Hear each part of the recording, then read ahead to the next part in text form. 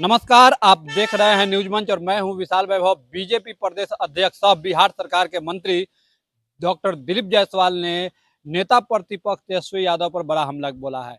क्या कुछ उन्होंने कहा है? चूंकि उन्होंने तेजस्वी यादव को मंदिर में कसम खाने की नसीहत दे दी है। साथ ही बंगाल के घटना पर भी उन्होंने बड़ा बयान दिया है। और तो वहीं बढ़ते अपराध को लेकर उन्होंने नेता प्रतिपक्ष को कहा है कि जो है आप अपने पहले माता पिता के शासनकाल को याद कीजिए।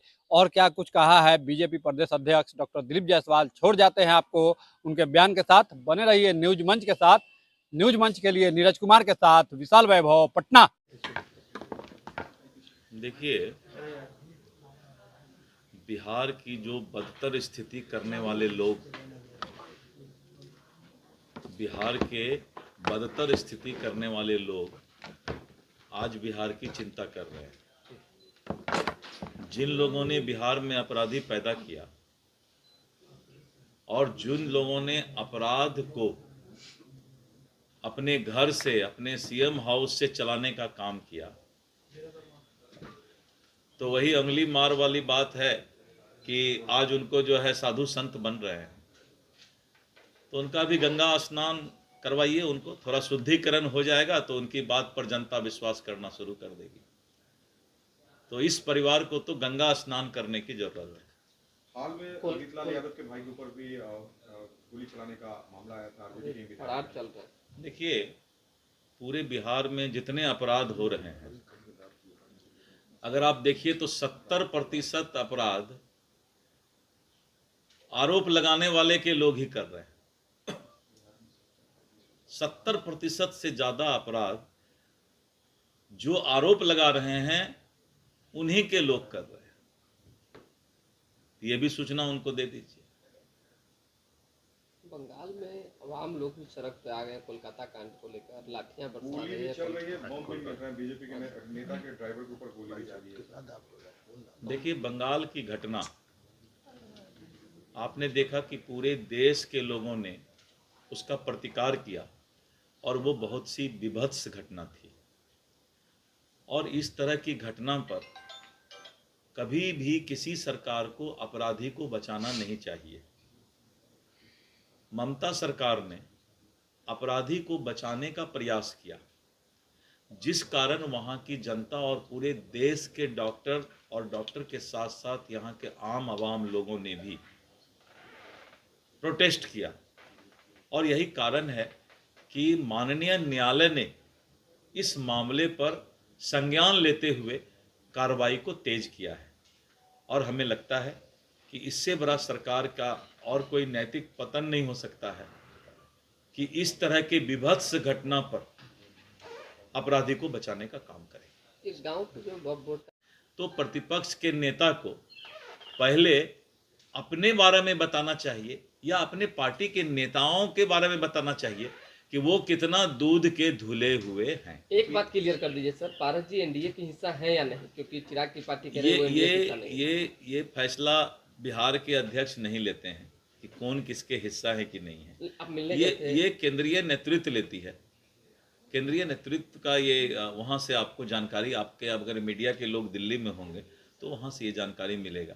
हमारे लिए तो सभी नेता समान हैं, सभी को हम इज्जत प्रतिष्ठा देते हैं। आपके सूचना अब मेरे मिलने का आप थोड़े हिसाब किताब लीजिएगा कि हम नहीं किन से मिले कि नहीं मिले, ये हिसाब किताब आपको हम कैसे देंगे। सर, बिहार में जिस तरीके से भूमि सर्वेक्षण हो रहा है, लगातार कई तरह की कंप्लेनें आ रही है। ये इंटेलिजेंट क्वेश्चन है।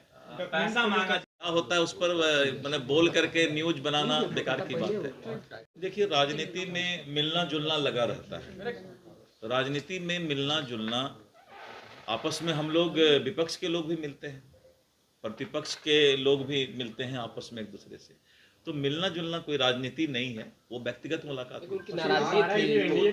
ये मुलाकात का दौर बढ़ गया है। चिराग ने कुछ विषयों पर जो विरोध किया है, नहीं ऐसा नहीं, कुछ भी नहीं। सर, तेजस्वी यादव के द्वारा सरकार के द्वारा ट्रांसफर पोस्टिंग में पैसे की उगाही की जा रही है।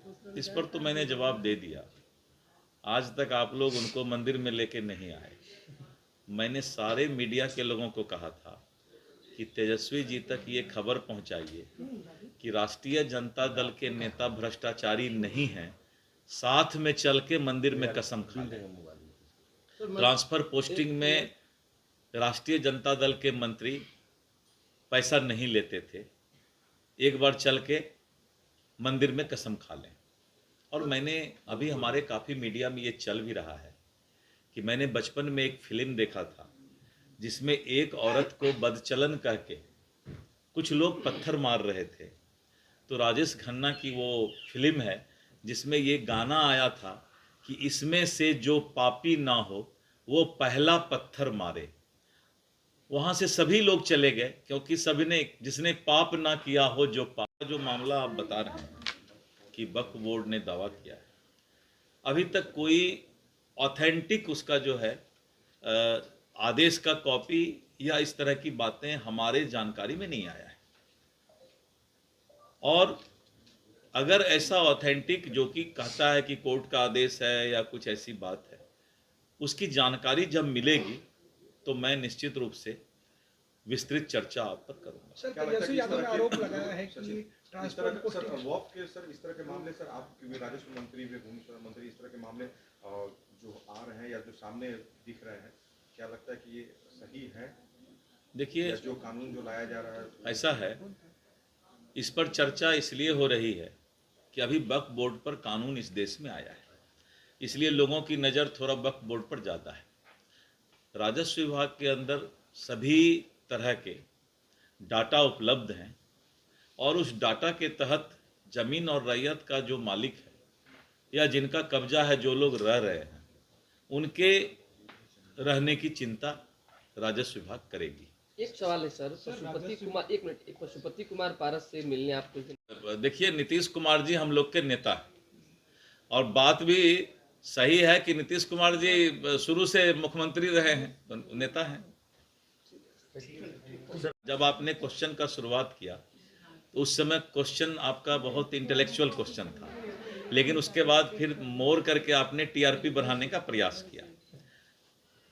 जब मैं बिहार में आज से 3-4 महीना पहले राजस्व विभाग का मंत्री बना तो मैंने स्पष्ट तौर पर मीडिया को कहा कि मंत्री का कुर्सी भ्रष्टाचारी नहीं होगा, क्योंकि जब सरकार और मंत्री भ्रष्टाचार करेंगे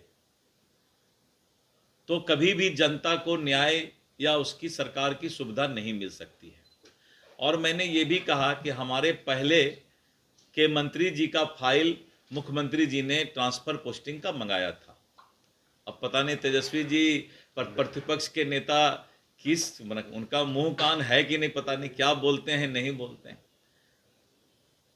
वो कहता है कि 100 चूहा खा के बिल्ली हज करने चली, तो प्रतिपक्ष के नेता कहाँ जा रहे हैं पता नहीं। कभी अपने आप को झांकना चाहिए इंसान। किसी भी इंसान को कुछ बोलने के पहले अपना अतीत देखना चाहिए और अपने ऊपर झांकने की आवश्यकता है। क्यों मीडिया को बेवकूफ़ बना रहे हैं? क्यों बिहार की जनता को बेवकूफ़ बना रहे हैं? क्या बिहार की जनता ये नहीं जानती है कि प्रतिपक्ष और प्रतिपक्ष के नेता और उनकी पार्टी ने क्या अपराध और क्या भ्रष्टाचार को बढ़ावा इस प्रदेश में दिया है? बड़ा शर्म लगता है कि राजनीति में लोगों का इतना नैतिक पतन हो जाता है। सर, जमीन सर्वे का काम चल रहा है, लेकिन कई